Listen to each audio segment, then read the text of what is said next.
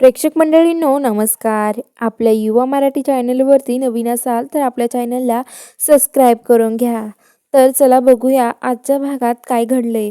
तर आता इकडं जो सत्या आहे तो त्या गुंडाला आर्यनला खूप मारतो आणि म्हणतो की हे बघ, वाघमारे फक्त माझ्या आहेत, तुझ्या तर कधीच होऊ शकत नाही. तर तो आता म्हणतो की हे बघ, अरे माझी बायको आहे, मंजिरी माझी होणारी बायको आहे आणि माझ्यासमोर तिला तू मिठी मारू शकत नाही सत्यजित सुर्वे, असं तो सत्याला आर्यन बोलतो. तर सत्य म्हणतो की माझी बायको आहे आणि तू काय रे म्हणतोय तुझी बायको, खोटं का बोलतोय असं म्हणतो. आणि आता लगेच जो सत्य आहे त्याला खूप मारतो आणि आता तो तिथून पळत चाललेला असतो. तो खूप पळत जातो, सत्य त्याच्या मागे लागतो. सत्य त्याला मारत मारत त्याच्या मागे येत असतो. तर आता इकडं मम्मी साहेबांना सगळेजण सत्याची वाट बघत असतात, सत्य का घरी येत नाहीये. तेवढ्यात आता मम्मी साहेब म्हणतात की ह्या नेबटमुळेच माझा सत्य गायब झालाय, कुठं गेलाय ना काय माहिती. अहो चित्रकार कुठं गेला असेल. तर चित्रकार म्हणतात की मला आता शोधून काढायला हवं, सत्य आणि मंजू दोघे पण गायब आहेत, नेमकं कुठं गेले असेल हे दोघं असं म्हणत असतात. तर आता इकडं जो सत्य आहे तो सत्य आता इकडं मंजूला त्या माणसाला मारून तो आता म्हणतो की आता वाघमारे मी ह्या माणसाला सोडणार नाही आयुष्यात कधीच. पण तो आता खूप लांब निघून जातो तिथून, तो तिथे थांबतच नाही.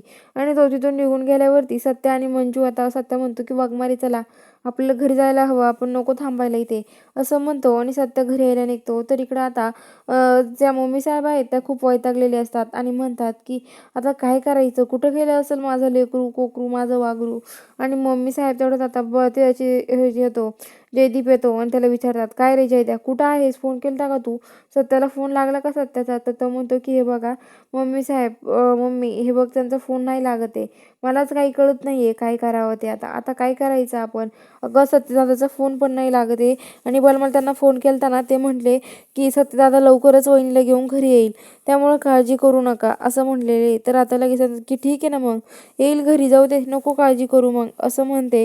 आणि आता लगेच इकडं ते बोलत असतात तेवढ्या तिथे आता सत्य आणि मंजू गाडीतून उतरतात आणि घरात यायला लागतात. तेवढ्या तिथे आता मम्मी साहेब अडवतात आणि म्हणतात की काय ग कुठे गेली होती नेबुलट, आणि काही हे आहे का नाही, तू निघून गेली एवढ्या अंधारा कुंधारात एकटी निघून गेली आणि त्याच्यानंतर तुझ्या मागं सत्य आला. काय रे सत्य तुला कळत नाही का, तिच्या मागं गेला लगेच, काय गरज होती रे तुला तिच्या मागे जायची, लुडबुड करायची, कशाला तिच्या मागे गेलास असं म्हणतो.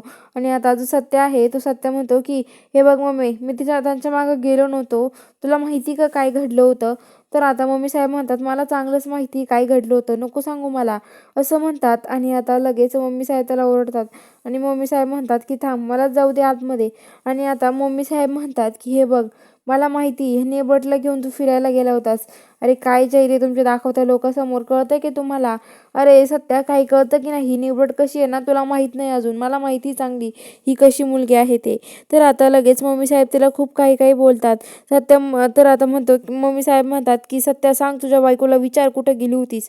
तेवढ्यात आता तिथे जयदीप येतो आणि म्हणतो की मम्मी आता तूच म्हटली तुझ्या तोंडानी की जर सत्य तुझी बायको, सत्याची बायको तूच म्हणते आणि मला वहिनी म्हणून देत नाही का मग असं म्हणतात. आणि आता लगेच इकडं सत्य आता म्हणत असतो की हे बघ मम्मी तू काय बोलतेस ग, तुला हे बघ तुला माहिती काय झालं.